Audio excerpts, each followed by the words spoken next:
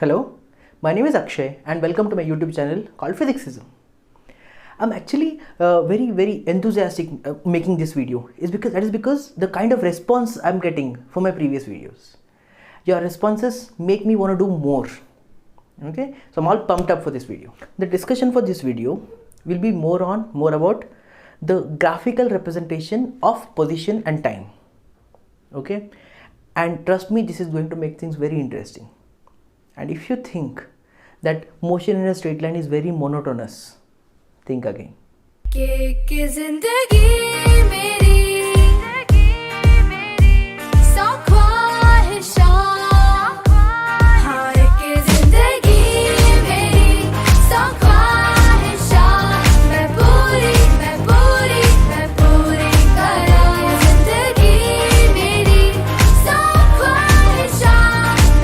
Okay, let's start. So I hope you remember this, me saying in my first video of this playlist, the playlist being kinematics, right? That I'll be discussing with you a journey, and until the velocity concept is completed, we'll stick to that journey, right? And the journey is here, if you remember, the journey is here. If not, you quickly check out the first video here, okay? And then come back to this, then you'll understand.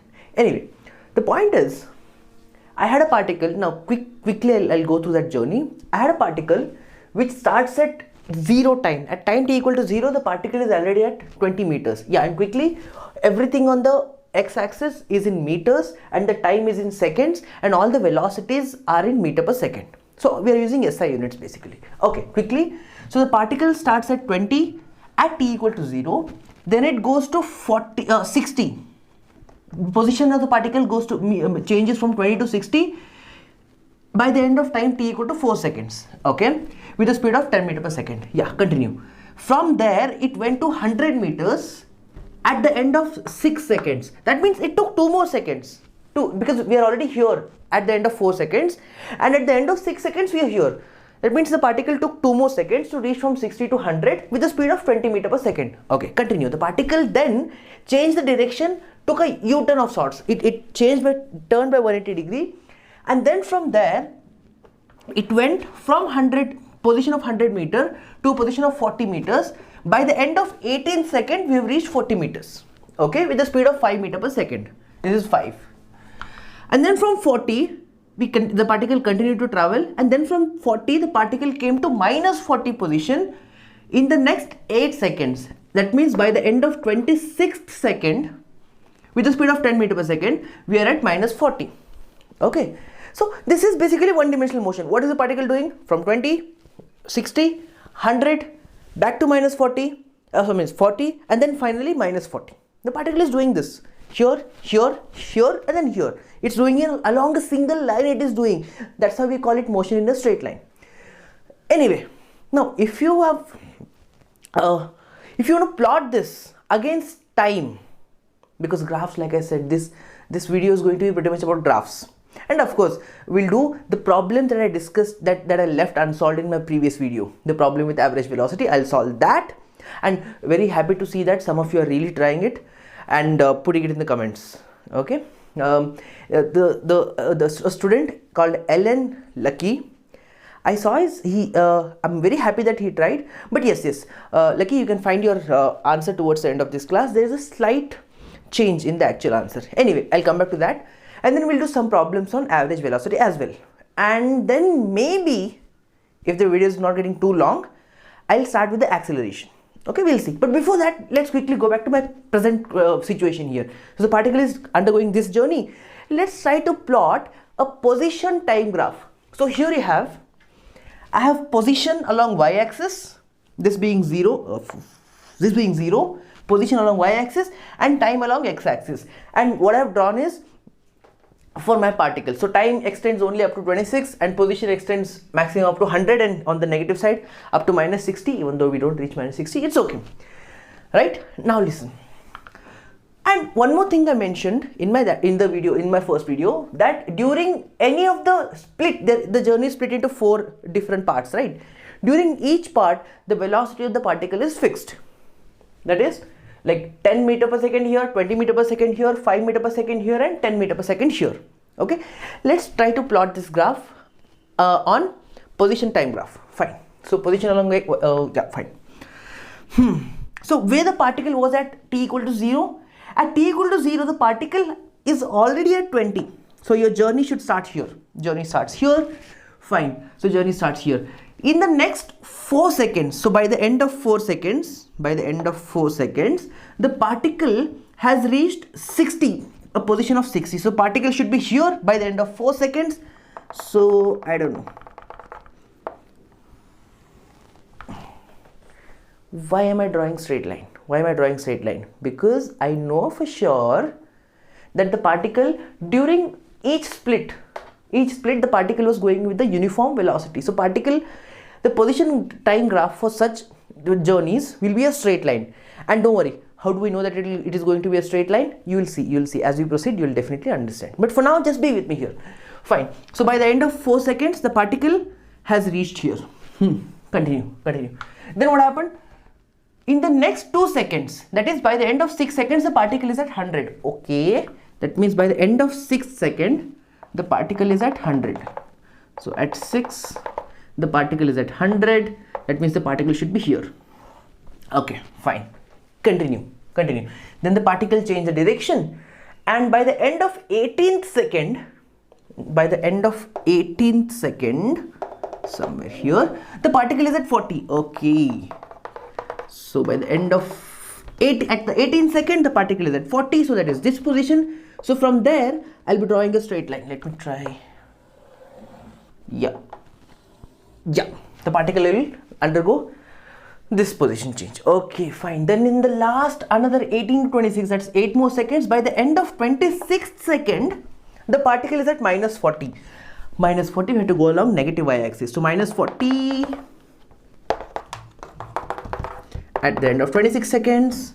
So I'll be drawing a line from there to here. So I don't know. Right. Okay, so the particle has undergone these displacements. I mean, this vary here, then here, then here, then here. Okay. Now you must be thinking, it is supposed to be one-dimensional motion. How come it is going in two-dimensional motion? How come it is going around 2 dimensions? Because it looks like I have drawn a two-dimensional plane, right? I mean, I have drawn a plane. But remember, what I have along y-x-axis is only time. Okay, so if you take time as a variable, one variable, and position as another variable, it has got to look like a two-dimensional. It looks like a two-dimensional motion, but it is not 2D motion. It is still 1D motion. See, what is particle doing? Here, from 20 to 40, particle goes from 20 to 60. Then it goes from 60 to 100. Then it goes from 100 to minus 100 to 40. Then it goes from 40 to minus 40. The particle is sticking to that line. But when you plot it against time, it looks like two-dimensional. Does this mean that the particle is going in this direction? No. Particle is only doing this. Does this mean particle is going here? No, particle is only going from there to there. Does this mean that? No. Are you getting the point? This is only time. So when I plot it against time, it looks like this. Okay. But what's the point of plotting all this? Okay, now please listen to this carefully. If you notice here, forget that, like assume that I don't know speeds. For now, let's say we don't know these speeds. I don't know 20, 10, 40, 10, all those I don't know. Let's say I don't know these speeds. Let's try to plot let's try to find the slope of these lines. Now, if you notice, lines are not, like all are not equally steep. If you notice, lines are all not equally steep. Looks like this line right here is less steeper than this line. Look at this. This is varying at a greater rate. This is varying at a slower rate because sudden rise. Then look at this. This is like the most less steep line out there. And this is again, I don't know, something is going on there. Okay. So let's try to find the slopes of these. Let's try to find the slopes of these 4 sections individually. And I hope you know from your junior classes that slope of a line can be plotted by y2 minus y1 divided by x2 minus x1. That is y2, and y2 is the, like, if y2 is any second position of y and x2 is second position of x, y1 is second point of y and x2 is, y1 is the first point of y and x1 is first point of x. If I replace those here, What do I have along y-axis? Position, that is x. So instead of y, I have along my y-axis the position x, and along x-axis I have t. So this changes to x2 minus x1 divided by t2 minus t1. This is what the slope of the line will look like. Slope of these lines using, this is a mathematical tool. y2 and y1 are two positions along y-axis, x2 and x1 are two positions along x-axis. That is when you are plotting y against x. But here am I plotting y against x? No. Here I am plotting x against time. Right, fine. So having said that, my slope would at any point in time look like x2 minus x1 divided by t2 minus t1 for any given journey. Meaning, for example, look at this point. For this line, this becomes the x2 and this becomes t2. The time becomes, I'm sorry, x time along x-axis. So this becomes t2 and this becomes x2, and over here this is my t1 and this is my x1. So initial point t1 x1, final point t2 x2 for this line. We'll do the same thing for that line again, but let's solve them the split by split, the section by section, right? Let's try to plot slope. Now don't worry, where am I going? You'll eventually see with this. Why am I trying to find slope and everything? Please listen. You'll understand by the end of this discussion. You'll understand, it'll all start making sense. For now, just be with me. I hope you understood so far, right? Let's continue. Now what? T2, T1, and what's the expression for slope of any line? I'll call the word slope as m. I'll use the symbol m. Slope for r, as far as r graph is concerned, slope is x2 minus x1 divided by t2 minus t1. That is what slope is. Fine. x2 60, x1 20. Okay, so for the first journey, 60 minus 20 is, I don't know, 40 divided by t2 minus t1. So how much is t2? 6. t1 0. Is it? Oh, I'm sorry, t2 is 4. t2 is 4 and t1 is 0. So 4 minus 0 is just 4, and that is giving me 10 meter per second. Meter per second? Why meter per second? Because this clearly shows us that the slope of a position time graph is giving me the velocity. Let's see for the second journey, for the second split of this journey. This being the second split of journey. So here T1s and T2s take different values. What is T2 here? 6. What is T1 here? 4. Because 4 to 6 is a journey. Right? So in the denominator you will get 6 minus 4, which is equal to 2. What is x2? Where did the particle go at the end of 6 seconds? It started at 60 but reached to 100. So final position is 100 and initial position for this journey alone, is 100 minus 60, which is, I don't know, 40. So 40 minus 2 is 20 meter per second. Third journey, if you similarly do it, let's see, what's the final position? 40. What's the initial position for this journey? 100, because it went to 40 starting from 100 for that journey. So 40 minus 100, how much is 40 minus 100? It is minus 60 divided by, I don't know, 18. This position is 18 in time, and this at this position 18 minus 6 is 12. Right? You are getting minus 5 meter per second. And if you do similarly for the last journey, you will get minus 10 meter per second. So for the first journey, the speed I'm getting is 10 meter per second, then 20 meter per second, then minus 5 meter per second, and then finally minus 10 meter per second. Minus 5 meter per second, minus 10 meter per second. Now please notice a few things here. Start noticing a few things. Okay, before this, can I make one conclusion for sure here? What is that conclusion? Looks like the slope. How can you write slope? Now in your junior classes you've already learned that you can write slope as tan of theta. But we'll see about tan theta or not, that we'll see later. Can I at least write slope as y2 minus y1 divided by x minus x1? Yes. For this it happened to be x2 minus x1 divided by t2 minus t1. So I used that and I got slopes. Turns out that these slopes are matching the speeds. Why am I saying speeds now? Because Seems like here I have not taken the minus, here I have not written minus 10, here I have not written minus 5. Speed is only rate of change of, speed is only final path length divided by time, right? Anyway, so one conclusion I can definitely make here is that the slope of position time graph will give you velocity. The slope of position time graph gives you velocity, and the slope of position gives velocity, and the slope of distance time graph will give you speed. Because quickly, if you notice, position time graph looks like this. It went here, here, here, here. Nice, nice. But if I try to plot a distance time graph for this, shall we quickly look how the distance time graph looks like? We'll do that. Okay, fine. Also got a new duster. Okay, let's quickly see the path length versus time graph for the same journey. Okay, fine. So the particle to begin with was at 20. By the end of 4 seconds, the particle went to 60. So 4 and 60, we are here. Fine. By the end of 6 seconds, the particle is already at 100. Fine.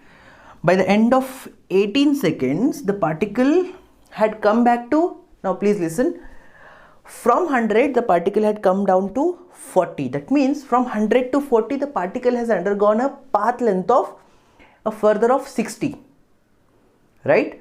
So 60 extra meters the particle has traveled. Now, here, why have I not drawn anything along negative x-axis? Why there is nothing along negative x-axis? Because path length is always length of the path.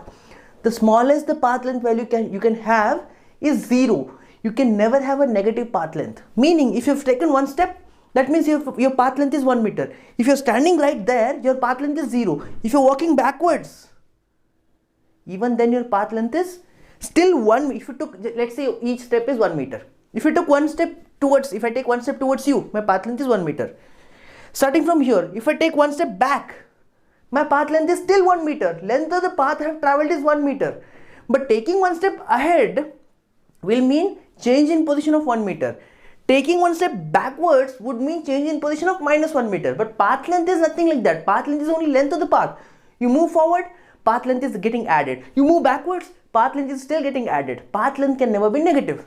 Therefore, what I am calculating here is for the next 2 seconds, for the next not 2 seconds, for the next 12 seconds, that is by the end of 18th second, the particle has traveled another extra 60 meters. How 60? From 100, it came back to 40. 100 to 40, a journey of 60 meters. So I have to add another 60 meters. That means by the end of 18th second, I am at 160. Right? That means the particle is traveling in this direction. It's something like this. Okay, continue. Fine. Now, then what happened? By the end of 26 seconds, where did the particle reach? It reached from plus 40 to minus 40. That means another 80 meters. That means I have to add another 80 meters to this 160. Is it 80 meters? Yeah. Yes. Yes, right. So by the end of that, I think I'll be at 240. Right? At 240 by the end of 26. Notice the difference in graphs. Look at the graph, like this, then like this, different steeps. Now all these slopes will give the speed and not velocity. They'll give you speed. Look at this slope, positive or negative, positive or negative, positive. Small but positive or negative, still positive. What about this? Positive or negative, still positive. You want to check? Quickly check it. For the remaining journey, final position, that is 240 minus initial position, that is 160. 240 minus 160 is 80 divided by final time 26 minus initial time 18. 26 minus 18 is 8. 10 meter per second. Are you getting negative? No. But why are you getting negative in velocity? In position time graph, you are getting negative. But in path length versus time graph, you are getting positive. Making sure that change in position by time or slope of position time graph gives you velocity. Path length by time or slope of path length versus time graph gives you speed. Can speeds be negative? No. Can path length be negative? No. Can change in position be negative? Yes. Therefore, can the velocities be negative? Yes. Because it's your choice. If you're taking this, I told this in first video also, if you're choosing this direction to be positive, then anything moving in this direction is assumed to have negative velocity. Right? Fine. But anything moving in this direction is negative velocity. Velocity is all about direction. Change in position is not all about direction. Change in position, in fact, your change in position is said to be negative only if it crosses 0. Beyond 0, if it comes from 0 to the left, only then your change in position is 0. But your velocity could be 0 even when your change in position is positive. For example, while coming from 100 to 40, is the change in position negative? No. Only during that journey maybe yes. But overall your change in position is still not negative, while the velocity, if you notice, while coming from 100 to 40, the velocity was minus 5 meter per second. Right? So just because velocity is negative doesn't mean that change in position also is negative. Try to understand these small things. Right? Okay. I hope you get a clear picture. I hope you got a good idea about the difference between change in position and so velocity and speed. And also one important thing we learned so far is this, that the slope, I'm going to use this very much in my next video, that slope of position time graph gives you velocity, and slope of path length versus time graph or distance time graph will give you the speed. Okay, and very soon, and all these if you notice that these velocities were uniform velocities. In the first 4 seconds the velocity is only 10, in the next 2 seconds the velocity is only 20, in the next 12 seconds the velocity is only 5, minus 5 to be more precise, and in the next another 8 seconds the velocity is only minus 10. These are called uniform velocity. These are called uniform velocity. What is uniform velocity? It is uniform in this journey, it is uniform in this journey, uniform in the next journey. Overall the velocity is changing and the speeds are also changing, right?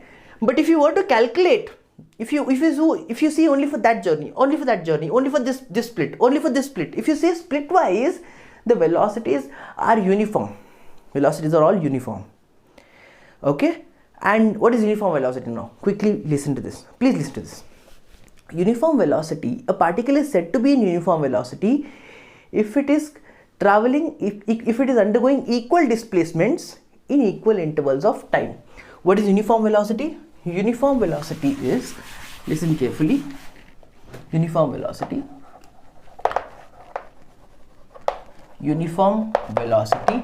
is when a particle is undergoing equal displacement in equal intervals of time. So, does the particle have uniform velocity in this during this motion? Yes. Does the particle have uniform velocity during this motion? Yes. Does the particle have uniform velocity during this motion? Yes. Does the particle have uniform velocity during this motion? Yes. Does the particle have uniform velocity during the entire journey? No. No. Right? It does not, because velocities are keeping on changing. 10, 20, 5, 10, the particles are changing velocities, right? But however, now I'm going to connect this to average velocity. Please listen.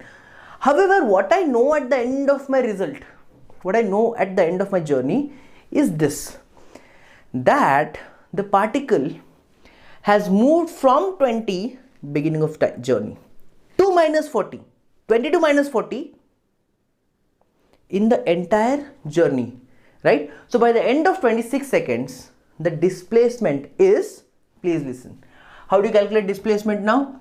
Like again, what is the slope? x2 minus x1 divided by t2 minus t1. This I've been doing it for each splits, small chunks of journeys. But let's try to find this for the entire journey. Let's do that. I'm going to erase this. And now let's try to do this for the entire journey. Let's try to do this for the entire journey. So looks like the journey was something like this. I'll quickly try to plot this graph. Be with me here. Fine. The particle is like, I don't know, 20, 40, 60, 80, 100. And this is like minus 20, minus 40 times, it's like, I don't know, I'll plot some random times. This is 26. Okay, the particle seems to have gone something like this. It goes from here to here, then the steeper graph, then it eventually by the, oh wait, I'm plotting a rough graph, okay? By the end of 18 seconds, where was the particle by the end? Oh, I'm sorry. Let's say this is 18 seconds. By the end of 18 seconds, the particle is again back to 40, and by the end of 26 seconds, the particle has gone to 26. Okay, I mean the particle has gone to minus 40. Okay, something like this. So 1, 2, 3, 4. What I'm going to try and do now is plot.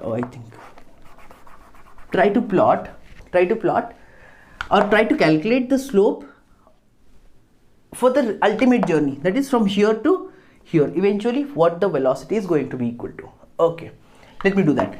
At the beginning of time, the particle is here. By the end of time, particle is here. That means my x2 is minus 40, x1 is 20. x2 is minus 40 minus x1 is plus 20 divided by t2 is 26 and t1 is only 0. Okay, so 26 minus 0 is simply 26. Let's calculate this. Minus 40 minus 20 is like minus 60 divided by 26. This is giving me roughly minus 2.60 by 26. That's a little toughy it is. Minus 26 and 52, 8, 3.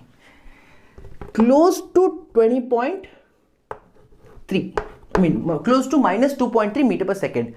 Meaning, and what you got here, minus 2.3. This slope right here, slope of this line, starting from the very beginning till the very end, slope of that line will have actually given you the average velocity of the entire journey. The average velocity has turned out to be minus 2.3 meter per second, because your particle has started from, and this is us trying to get this value from graphically. We'll also do it mathematically in a minute. So graph has given me average velocity to be minus 2.3 meter per second. Let's do this from the position time graph, from the only positions, right? So the particle was at 20 at t equal to 0, and the particle eventually went to minus 40 at t is equal to 26 seconds. So total displacement, how much is the displacement? Displacement is final position minus initial position. What is final position? Minus 40. What is initial position? Plus 20. So minus 40 plus minus of plus 20 is going to be minus 60 divided by total time required is 26. It is going to give you the exact same value, and this value right here is your average velocity. And to calculate this average velocity graphically, this is what you do. And what if you want to do just manually? Then for that I have already discussed some average velocities in these videos, right? Fine.